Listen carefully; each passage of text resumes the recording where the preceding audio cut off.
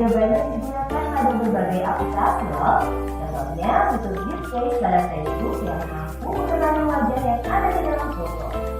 Program ukur juga menggunakan AI agar dapat menyesuaikan dengan bentuk wajah. Kalau kalian terbiasa nonton atau like konten di TikTok misalnya, akan muncul rekomendasi konten yang terlihat jauh-jauh dari TikTok kita. Bukan hanya di media sosial, rekomendasi musik atau film di aplikasi streaming, iklan produk pada e-commerce, rekomendasi dari virtual assistant seperti Google Assistant atau Siri juga menggunakan AI untuk mempelajari dan menyesuaikan dengan aktivitas yang biasa kalian lakukan. AI juga ada pada bentuknya untuk menganalisis perubahan yang paling cepat dari perkiraan waktu yang dibutuhkan. Pada game online, AI dipakai untuk mengendalikan permainan bot dan membuat karakter serta grafik permainan menjadi lebih hidup dan real. Lalu, apa itu AI? AI atau artificial intelligence atau kecerdasan buatan adalah belajar dan melakukan tugas seperti manusia. Istilah AI muncul pada tahun 1956 dalam konferensi Davos yang diinisiasi oleh John McCarthy, seorang ilmuwan komputer asal Amerika Serikat. Di antaranya ada 4 prinsip dasar pada AI, yaitu searching, reasoning, planning, dan learning. Searching adalah teknik menemukan langkah-langkah yang sistematis untuk mencapai suatu tujuan atau solusi. Contohnya AI pada Google Maps. Reasoning adalah teknik menarik kesimpulan berdasarkan fakta-fakta yang ada. Contohnya AI pada aplikasi penjualan penyakit. Planning adalah teknik menyusun masalah kompleks ke dalam sejumlah operasi yang lebih sederhana. Contohnya AI pada mesin perakitan kendaraan. Learning adalah teknik mengajarkan pola-pola data untuk memperoleh pengetahuan. Contohnya AI pada sistem mobil tanpa pengemudi. Lalu, apa saja ya keunggulan menggunakan AI? AI dapat menyelesaikan tugas dengan cepat dan efisien sehingga dapat menghemat waktu dan sumber daya. AI dapat menganalisis data yang besar dan kompleks serta menemukan pola dan tren dari data tersebut. AI dapat bekerja secara konsisten dan mengurangi kemungkinan human error yang biasanya disebabkan oleh faktor kelelahan atau ketidaktelitian manusia. Selain itu, AI dapat bekerja 24 jam penuh, tidak seperti manusia yang terbatas. Sebaliknya, apa risiko menggunakan AI? AI membutuhkan data yang besar dan berkualitas tinggi untuk belajar dan beroperasi secara optimal. Kualitas data yang buruk dapat memunculkan hasil yang tidak akurat. Lalu, analisa atau rekomendasi yang diberikan oleh AI juga akan mengambil bias pada data yang diberikan kepadanya. Contohnya, jika data yang diberikan pada AI kebanyakan berasal dari pasien lelaki, maka analisa klinis yang diberikan AI akan lebih sesuai untuk kondisi pasien laki-laki dibanding pasien perempuan. Selain itu, ada juga risiko keamanan privasi. AI dapat merekam informasi pribadi dan segala aktivitas di dunia online. Data-data tersebut dapat disalahgunakan untuk tindakan kejahatan. AI memberikan kemudahan dan dapat melakukan pekerjaan manusia. Namun, kemudahan ini dapat memicu sifat malas dan serba instan. Selain itu, orang bisa mengerjakan dalam pekerjaan karena digantikan oleh AI. Contohnya, pekerjaan servis yang mulai digantikan oleh AI. Selain digunakan dalam kehidupan sehari-hari, AI juga dimanfaatkan dalam berbagai bidang. Di bidang kesehatan, AI dapat digunakan untuk membantu dokter membuat jadwal temu, mendiagnosis awal penyakit, dan obat atau terapi tertentu. Di bidang keamanan, AI digunakan dalam kamera untuk mendeteksi adanya aktivitas yang mencurigakan. AI juga digunakan dalam keamanan cyber untuk mendeteksi serangan di dunia maya. Di bidang keuangan, AI digunakan untuk menganalisis tren pasar, memprediksi perubahan, dan mengelola risiko investasi. AI juga dapat membantu dalam mendeteksi transaksi keuangan yang mencurigakan. Di bidang bisnis, AI digunakan untuk menargetkan tujuan legislasi yang personal serta menjawab pertanyaan dan menerima keluhan konsumen. Di bidang otomotif, AI digunakan pada mobil untuk mengenali rute dan menghindari tabrakan. Mobil otomotif juga menggunakan AI agar proses produksi menjadi lebih efisien dan terjamin kualitasnya. Di bidang logistik, AI dapat merencanakan penyelenggaraan efektif sehingga mengurangi biaya operasional lebih lanjut. Di bidang pertanian, AI digunakan dalam memantau kualitas tanaman, mengendalikan hama dan penyakit tanaman, serta memprediksi hasil panen. Di bidang lingkungan, AI digunakan dalam menganalisis data travel dan citra satelit untuk memantau perubahan iklim dan lingkungan. Bagaimana dengan penggunaan AI di bidang pendidikan? AI dapat membantu memantau bagian-bagian siswa dan merekomendasikan materi atau penilaian sesuai dengan kompetensi, kebiasaan, dan minat siswa. Dengan begitu, proses belajar menjadi lebih bermakna dan tepat sasaran. Untuk bahas lebih lanjut mengenai AI di bidang pendidikan, simak video berikut ini. Wah, banyak banget ya manfaat dari AI. Jadi, menurut AI akan memiliki batasan dan resiko. Jadi, kalau kamu paham hal ini, Anda bisa menggunakan AI secara efisien